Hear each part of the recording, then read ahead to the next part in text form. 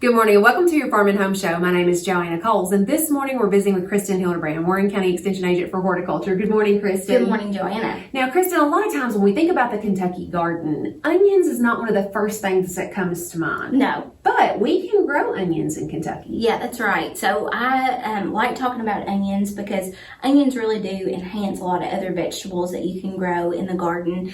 And, you know, they're fairly simple to grow. There's just a couple of things you need to kind of keep in mind when you're growing onions for the spring garden. And we're going to talk about some of those things to consider. But first off are the types of different onions that are available. So I think a lot of times people think about the colors. You know, do you like purple? Do you like yellow? Or do you like white onions? But there's two main types that generally you can select from: the American, which is more pungent, and then there's the foreign type, which is more of a milder. So it really depends on what you're looking for. Our taste buds are all, you know, different. So really, you know, try to look at what varieties do well for us here in Kentucky. And so really onions are in the allium family. So they're based off of their day length is going to be how much time that they need to grow. And so you can divide onions into long day, which are 14 hours or more, or intermediate, which that fits us here in Kentucky for the most part, intermediate day, or their short day that they grow further down south. So just make sure that you have the right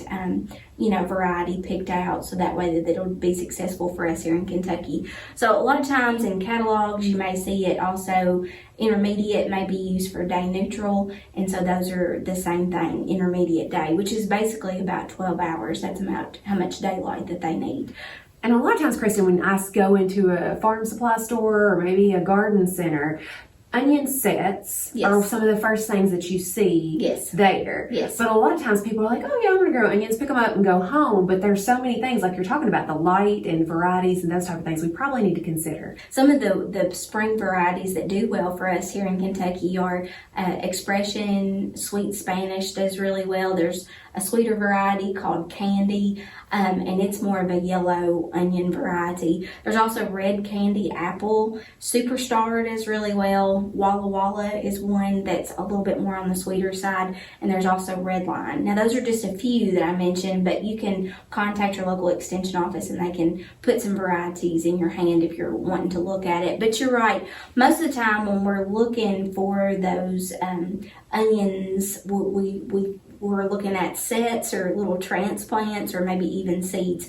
And for most people in the home garden, we don't want you to really start from seed because there's just a lot of time that goes into that. Really, you need to start that at the end of January. So the two options that home gardeners can look at are transplants, which are smaller seedlings. They're shipped to you directly, and then you can plant it according to your day and time and things like that. Or you can use like little bulbettes that you can find at the farm supply stores, and that way you can just directly plant those in. So the thing I want to mention about the spring garden is that it can be really wet. So, you know, what type of planting dates are we looking at? So depending on how the soil type is, if it's really, really wet, you might want to delay planting. But in a general time frame, we want to say about mid-March up until the 1st of April, or maybe even mid-April. But it really just depends on your variety. You know, generally those varieties that we mentioned can take anywhere from like 95 days on up to 100, 120. So you just need to make sure that you allot for those.